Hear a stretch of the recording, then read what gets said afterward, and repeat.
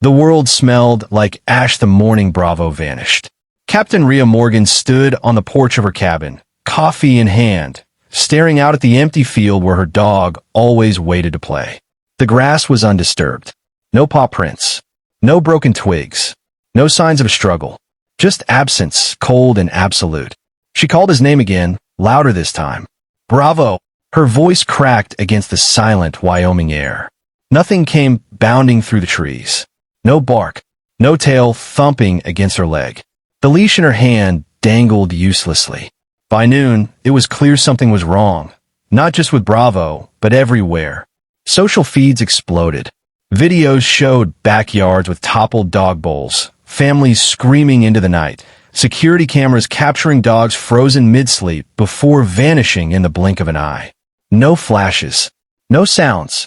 Just gone. The news labeled it the dog event.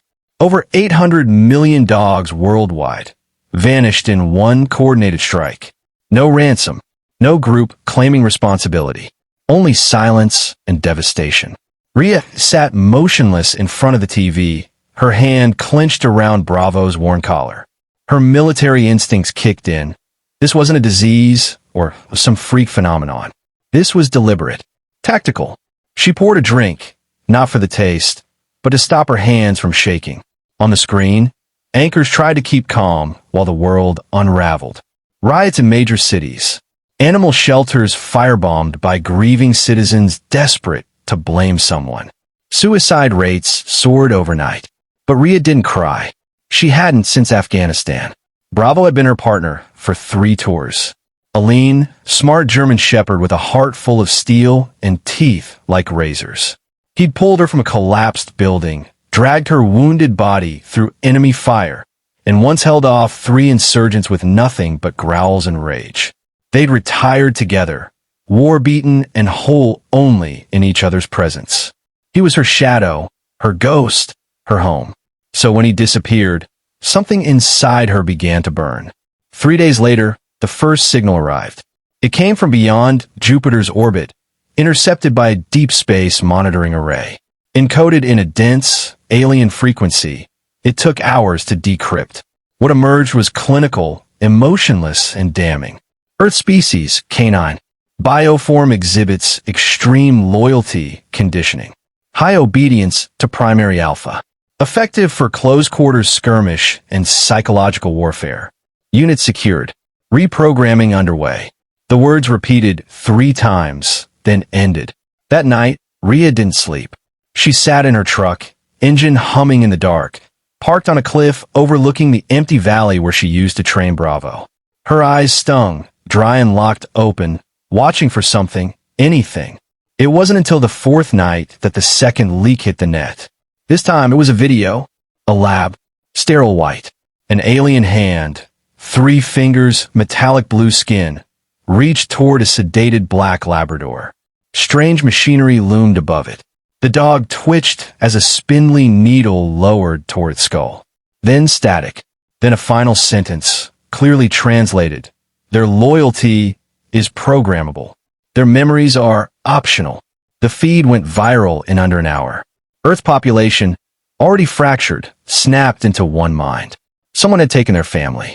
Someone was hurting them, and they would pay. Rhea was already in motion before the riot started. She emptied her savings, packed her gear, and drove straight to Denver. At the edge of the Air Force Base, a blacked-out SUV waited, exactly as she'd been told. The man who stepped out wore no insignia, just a worn bomber jacket and sharp eyes that had seen too much. "You're Rhea Morgan," he said. "And you're late," she replied. They didn't shake hands. He nodded once, opened the door, and motioned her inside. "Name's Richter. Project Hades. We've been watching you." She leaned back in the seat. "Good. I've got names too. I want in." Inside the SUV, screens lit up with data, star maps, gravitational shifts, and raw footage of alien fleets hovering over distant moons. Lines connected systems. The signals from the dog event had a source now, an alien planet cataloged as Xeraxis Prime. Rhea's eyes narrowed at the red-marked world. "You're telling me," she said slowly, "they didn't just want to study them, they wanted soldiers." Richter nodded. "Genetically, canines are perfect frontline units. Agile, loyal, trainable. But it's more than that. He tapped one screen. A slowed video showed a German shepherd lunging through fire, dragging a human soldier to cover. Another clip showed a child hugging a golden retriever while sirens wailed in the distance. They don't understand it, he said. That loyalty, that bond. They think it's just programming. They're wrong. Rhea didn't respond. Her fists curled tightly. Richter handed her a tablet. It glowed with mission specs. Top brass won't greenlight this, he said. Too far. Too unknown. But we're moving anyway. Volunteers only. She looked down at the screen. Her thumb hovered over the accept field. Why me, she asked. Because Bravo's still alive, he said. And if he remembers you, even for a second, we've got a shot. She tapped accept. In the back of her mind, she could still hear the sound of Bravo's bark, sharp, bright, echoing against the Afghan sand. She remembered the way he stood between her and a sniper round. The way he'd refused to leave her side, even after both their legs were shattered. If they had taken him, if they had hurt him, she didn't finish the thought. Outside the window, the stars had started to move. A trail of fire shot across the night sky. One of many. They weren't meteorites. They were ships, leaving Earth in silence, headed for a reckoning. And when they arrived, the aliens would learn a simple truth. You can take a human's home. You can burn their cities. You can even kill their kin. But you never, ever take their dog. Rhea smiled for the first time in 4 days. The war had just begun. The shuttle dropped into stealth descent, its engines whispering against the thin upper atmosphere. Inside, Captain Rhea Morgan sat strapped in, armored, silent, and locked in her thoughts. Around her, the cabin was filled with others like her. Soldiers without countries, scientists disavowed by institutions, technicians with pasts better left buried. They were volunteers, every one of them. Not because they believed in orders, but because they had lost something irreplaceable. Rhea glanced at the holographic screen above. The image of Xeraxis Prime hovered there, a planet wreathed in red cloud formations and crisscrossed with blackened steel cities. Orbiting stations bristled with weapon arrays, but none yet noticed the small fleet of cloaked human vessels slipping into high orbit. The enemy didn't expect retaliation. They thought Earth was too fractured, too weak, too bound to mourning. They were wrong.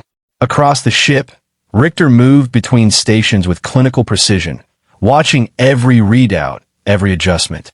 He wasn't the kind of man who raised his voice. He didn't need to. His authority came from the way silence bent around him, the way people instinctively stepped aside. He stopped beside Rhea's seat, knelt, and held out a data stick. New intel came in, he said. Signal traces from the dog facilities match Bravo's caller ID. He's on Facility 9, Southern Hemisphere. She took the stick without looking at him. Her fingers were steady now, disciplined, her body wired like it had been in combat years ago. The grief hadn't gone. It had crystallized into purpose. How deep, she asked. 40 meters underground. Reinforced alloy walls. Neural rewrite stations in every sector. Your dog, if he's still himself, will be guarded by converted canines. She nodded once. Then we bring him back. Or we burn it all. Richter stood and moved on. He knew better than to press her further. The shuttle trembled gently as it aligned for final descent. Screens lit up with insertion routes and breach points. No one spoke. There was no pre-battle prayer, no war cries. These weren't soldiers chasing glory. They were hunters, all of them, coming for what had been stolen. Rhea closed her eyes and counted her breathing. The moment the shuttle doors opened, she would be what she had trained to be. All feeling would vanish. The target would define her world. And only one thought remained anchored behind her locked jaw. Find Bravo. Meanwhile, elsewhere on the planet, another mind worked tirelessly in contrast. Commander Threx of the Xeraxis Dominion stood within the central spire of the neural reconditioning hub, his sensory arms twitching over projection arrays. He observed dozens of canine specimens moving through controlled corridors, obedient, reactive, precise. The creatures had been unruly at first, but with enough electroneural pulses and memory wipes, Even the most defiant dog succumbed. All units responding to vocal command, his assistant reported. No deviation detected. Xeraxis clicked his mandibles in satisfaction. Primitive bioloyalty converted to disciplined war response. Earth's creatures now serve purpose.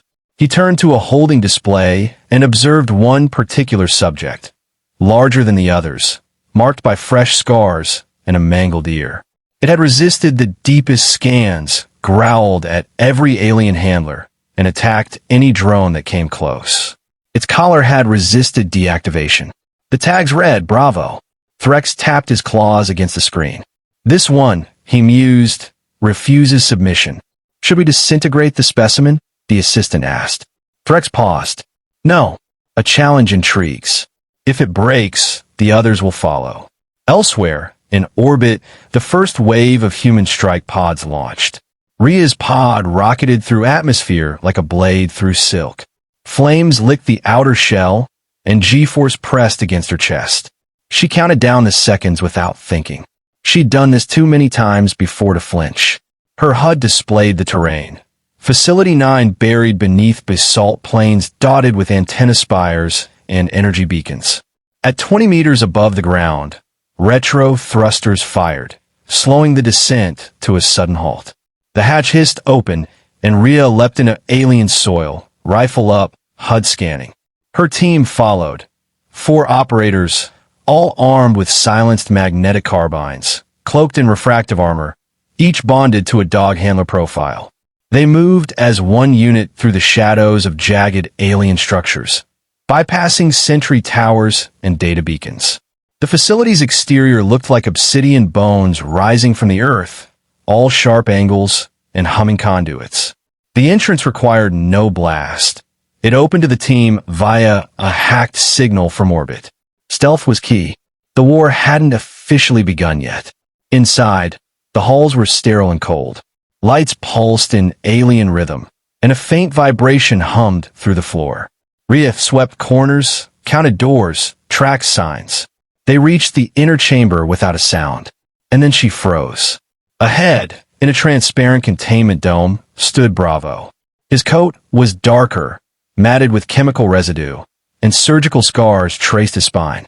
Electrodes were mounted along his neck, though some hung loose, torn out.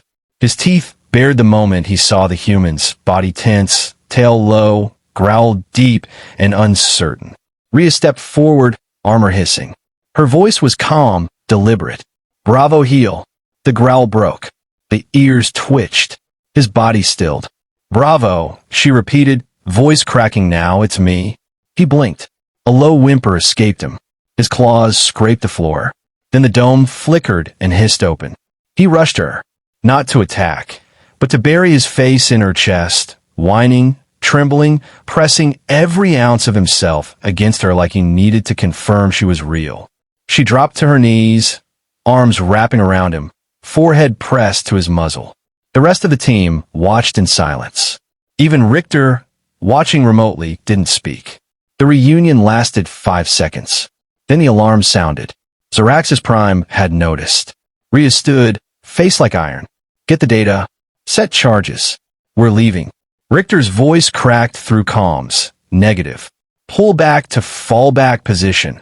Alien response teams incoming from 4 quadrants." "We have what we came for," someone shouted. Rhea glanced down at Bravo, who now stood tall, teeth bared, eyes burning. "No," she said. "We're just getting started." They moved as a pack, Bravo leading point, his nose low, instinct sharp. The escape route was no longer silent. Sirens wailed. Lights turned blood red. From the corridors ahead came the sound of claws scraping steel, other dogs. Reconditioned ones. Rhea braced for the worst. Bravo growled once, and the charging beast stopped mid-run. Confusion flickered. One barked hesitantly, then another turned. And just like that, the pack remembered something older than programming, something stronger than pain. They turned against their alien masters. In the chaos, Rhea and her team slipped through the halls, detonating key relay nodes, corrupting central AI cores, and sowing havoc in every system. What had begun as a rescue had turned into something larger. It was no longer about saving one dog. It was about bringing them all home. The facility burned behind them, black smoke curling into the alien sky like a defiant scar. Rhea didn't look back. Bravo trotted at her side, breath steady, eyes scanning. His gait was limping, but his posture radiated strength. He had remembered. That was all that mattered. They crossed the ridge in silence, the rest of the team fanning out in tactical formation. The extraction point blinked on Rhea's HUD. A mile northeast, just past a dense metallic grove of Xeraxis vegetation that shimmered unnaturally under the planet's twin suns. Drones buzzed faintly in the atmosphere, searching, adapting. The enemy now understood the humans were not just intruders. They were insurgents. A voice crackled over comms. Richter, enemy fleet mobilizing. You've got 12 minutes before the window closes. Copy, Rhea said, and motioned forward. The grove loomed like a wall of spears. Tall, reflective stalks twisted like mirrored vines, and movement inside refracted in fragments, confusing, disorienting. Perfect terrain for an ambush. Rhea raised her fist. The team halted. Bravo, she whispered. The dog didn't wait for more. He padded forward, ears twitching, nose low. Rhea watched his every motion. A pause, a turn, a growl, sharp and sudden. Then he bolted into the grove. Shots rang out, crackling alien rifles echoing through the foliage. Rhea dove in without hesitation. Her HUD flickered wildly as it tried to process the reflections, but she ignored it, following the sounds. Bravo's bark, a scream, and the heavy thud of falling bodies. She found him standing over two Xeraxis scouts. Both were torn at the throat, their weapons still clutched in lifeless hands.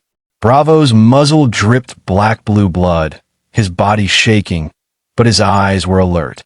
He's not just remembering, someone muttered behind her. He's hunting. Rhea nodded. Then we move like him. Quiet. Efficient. They advanced in staggered formation. Rhea could feel the change. Something had shifted. It wasn't just Bravo. The other rescue dogs, trailing their human counterparts from different strike teams, began showing similar signs. Broken programming. Restored memories. They started taking initiative, flanking enemies, sniffing out hidden tech, alerting their humans before ambushes could trigger. It was as if seeing Bravo had reminded them who they were. At the halfway mark, Rhea's comm pinged again. Facility 7 under siege, Richter reported. Our intel says a mass of recovered canines turned on their captors. They're not waiting for us anymore. Good, Rhea said. Let them remember who started this war. Suddenly, a deep rumble shook the ground. The team froze. From the ridge ahead, metal bloomed open like a blooming flower, and an armored walker emerged, 10 meters tall, quad-legged, its cannon already locking onto targets. Xeraxis war mechs weren't known for elegance. They were brute force solutions designed to crush, incinerate, erase. Scatter, Rhea yelled. The cannon charged, whirring with a low-pitched hum that vibrated her chest. Energy arced from its sides. Rhea dove behind a jagged rock, pulse hammering. A bolt of plasma ripped past, vaporizing a tree-sized stalk. Screams echoed. Dust rained down. Bravo bolted into the chaos. Rhea's heart seized. No, Bravo! But he was gone, weaving through debris and fire, impossibly fast. He disappeared behind a mech. For a breathless moment, Rhea couldn't move. She just got him back. Then the walker lurched. It stumbled. One leg buckled. Sparks shot out from its underbelly. A high-pitched whine rose, and then an explosion. The mech's core detonated in a brilliant burst of green-blue fire. Rhea shielded her face as metal rained around them. When she looked again, Bravo was trotting back, fur scorched, one ear bleeding, but alive. He dropped something at her feet, a piece of the walker's internal cabling. He looked up at her, panting, tail flicking once. She knelt, touched his face. That's my boy. They didn't have time to celebrate. 3 more walkers appeared on the horizon. Rhea's team had lost 2 operators, one critically wounded. Reinforcements were still minutes away. The air grew tighter. Energy bolts rained like meteors. We can't make the LZ, one soldier gasped. They'll cut us down. Rhea scanned the terrain. A backup plan existed, an underground tunnel system the Xeraxis used to transport supplies. If they could reach it, they'd disappear from sensors. She tapped her comm. "Richter, redirect. We're going underground." "Negative," he replied. "Tunnel's unstable. It's a death trap." Rhea looked at Bravo. He stood beside the wounded soldier, nudging her hand, helping her stay conscious. "We don't have another option." A pause. "Understood. Uploading coordinates. If you make it through, the gate team will exfil on signal." Rhea signaled the team. "Move." They sprinted, wounded and whole alike, dodging blasts, ducking under scorched branches. The tunnel entrance was hidden beneath an old dig site, collapsed and half forgotten. Two soldiers cleared the debris with plasma cutters while the rest held off incoming fire. Bravo snarled, positioning himself between the wounded and the advancing enemy. Rhea fired until her rifle overheated, then grabbed another from a fallen ally. She didn't think. She acted. The hatch blew open. One by one, the team dropped inside, sliding into darkness. Rhea was last. She covered their retreat, then followed, sealing the hatch behind her. The tunnel was suffocating. Metallic roots twisted through the walls, and the air stank of ozone and oil. Lights flickered above them in strange patterns. Alien writing lined the walls, but no one stopped to read. Time had fractured. Every second now was life or death. They moved in silence for several hundred meters. Bravo ranged ahead, ears perked. Every few feet, he'd stop, sniff, listen, then move again. Without him, they would have walked into 3 separate traps. Automated defenses triggered by movement, heat, or sound. But each time, Bravo found them first. They reached a vertical shaft. Ladders spiraled upward. Beyond it, another access hatch. "We breach here," Rhea said. Back into the open. A soldier climbed first, opening the hatch. Above, daylight poured in. Distant gunfire echoed from the cliffs. But the worst was behind them, for now. One by one, the team emerged into the canyon's edge. The extraction point was only a few hundred meters away. A gunship waited, rotors whining, camo-cloaked, ramped down. They'd made it. Rhea turned back one last time, scanning the horizon. Bravo stood beside her, chest heaving, eyes locked on the smoldering facility in the distance. She knelt, wrapping her arms around him, pulling him close. "I got you back," she whispered. He leaned into her, and for the first time since this war began, she felt like something had been made whole again. "Load up," someone shouted. The team filed in, wounded supported, dogs lifted gently onto the ramp. Bravo walked in under his own power. As the ship lifted into the alien sky, Rhea looked down at the war-torn terrain. Black smoke curled into the air. Fires flickered in the distance. But beneath it all, something stirred. Something powerful. Something unrelenting. This wasn't just about Bravo anymore. It was about all of them. And she wasn't done yet. Xeraxis Prime was burning. The skies above the capital towered with smoke, ash swirling against the flicker of plasma fire and collapsing warships. What had once been the impenetrable throne world of a vast empire now shuddered with every detonation, every scream, every howl echoing across its fractured landscape. Humanity had come not with diplomacy or mercy, but with fury, discipline, and dogs at their side. Captain Rhea Morgan stood at the edge of the conquered palace balcony, armor scorched and visor cracked. Her rifle was slung across her back and used now. The battle was over. All that remained was aftermath. Bravo sat beside her, chest rising and falling with a slow, steady rhythm, his head turned toward the shattered skyline. A small patch over his shoulder hid the latest wound, shrapnel from the final push into the throne hall, but he didn't limp. He didn't whine.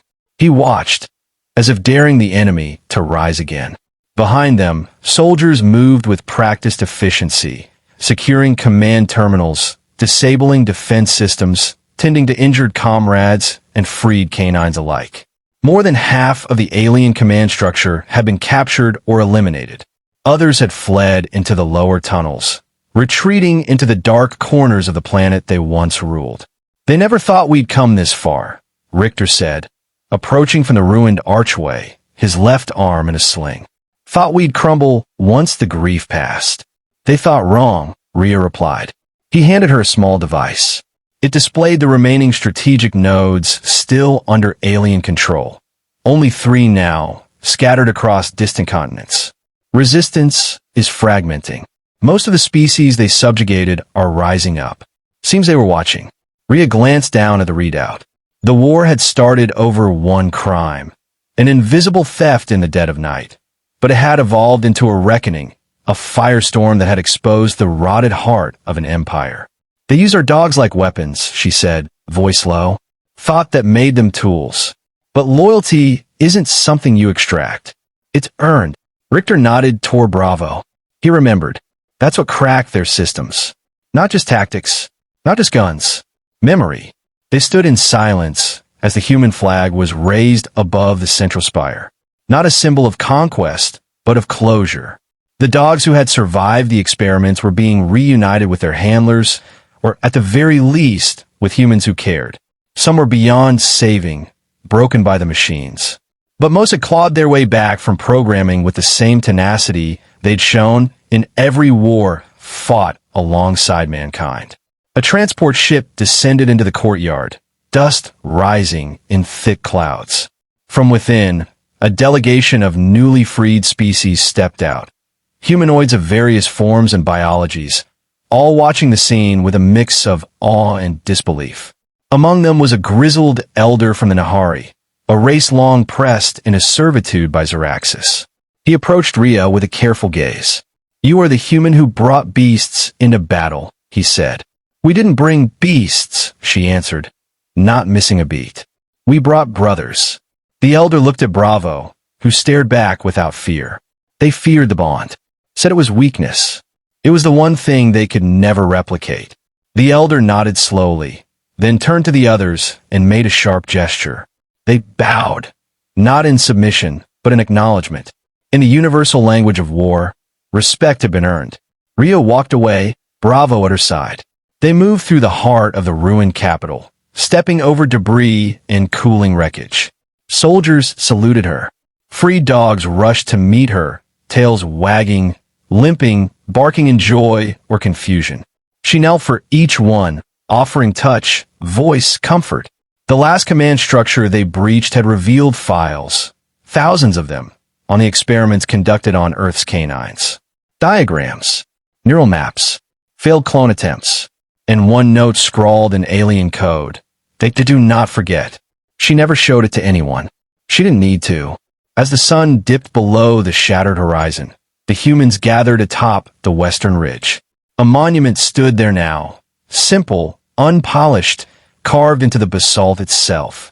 It depicted a soldier and a dog side by side, facing outward, weapons lowered, back straight. Below the statue, a single phrase was etched in English and translated in over 40 alien languages. You took our dogs. We took your planet. A line of freed handlers stood beside their surviving companions, some saluting, others silent.